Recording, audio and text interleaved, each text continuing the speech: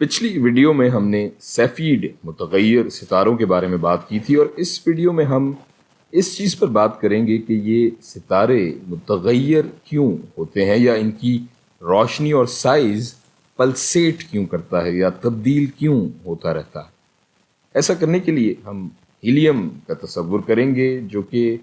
Single اور double آئونائز ہونے کی صلاحیت رکھتا ہے۔ سب سے پہلے ایک نیوٹرل ہیلیم ہم بنا لیتے ہیں جس میں 2 پروٹون ہوتے ہیں، 2 نیوٹرون اور ان کے باہر یہ 2 الیکٹرانز۔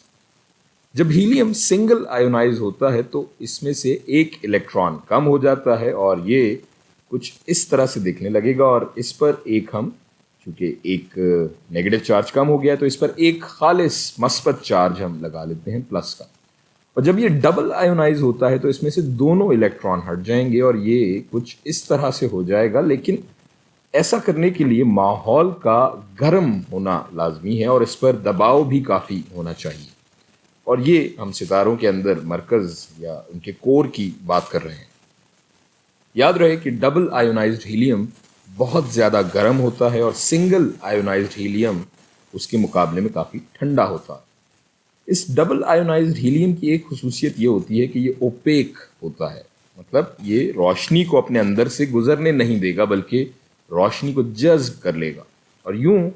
اس روشنی کی توانائی اسے مزید گرم کر دیتی ہے۔ اس کے برعکس سنگل آئونائزڈ ہیلیم ٹرانسپیرنٹ ہوتا ہے اور یہ روشنی کو اپنے اندر سے گزرنے دے گا، جس کی وجہ سے یہ نسبتاً اتنا گرم نہیں ہوتا جتنا ڈبل آئونائزڈ ہیلیم ہوتا ہے۔ سیفیڈ یا متغیر ستاروں کی کور میں آئونائزڈ ہیلیم کی کافی مقدار موجود ہوتی ہے۔ جب یہ مدھم ہوتے ہیں تو تب اس میں کافی تعداد میں ڈبل آئونائزڈ ہیلیم موجود ہوتے ہیں، اور جیسا کہ ہم جانتے ہیں کہ یہ روشنی کو گزرنے نہیں دیتے، چونکہ یہ اوپیک ہوتے ہیں، یہ روشنی کو جذب کر لیں گے، جس کی وجہ سے ستارے کی سطح مدھم ہونے کے ساتھ ساتھ بہت زیادہ گرم ہوتی جائے گی، اور جب کوئی شے گرم ہوتی ہے تو وہ پھیل جاتی ہے، جس کی وجہ سے یہ ستارہ بھی پھیل کر بڑا ہو جائے گا کچھ اس طرح سے، اور اس کی بیرونی سطح پھیل کر اس کی کور سے دور ہو جائے گی، تو اس کی سطح چونکہ کور سے دور ہو گئی ہے تو ٹھنڈی ہونا شروع ہو جائے گی۔ اب سطح ٹھنڈی ہونے کی وجہ سے ہیلیم ڈبل آئونائز نہیں رہے گا بلکہ سنگل آئونائز ہو جائے گا، جس کی وجہ سے یہ ستارہ اب ٹرانسپیرنٹ یا شفاف ہو جائے گا اور اس میں سے روشنی گزر سکے گی، اور یہ اس کے پلسیشن فیز کا روشن حصہ ہوگا۔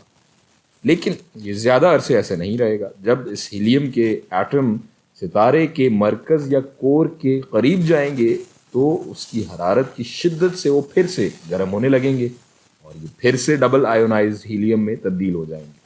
اور یہ سلسلہ یوں ہی چلتا رہے گا، اور اسی وجہ سے سیفیڈ سٹارز یا ویریبل سٹارز متغیر ستارے ہوتے ہیں اور پلسیٹ کرتے رہتے ہیں۔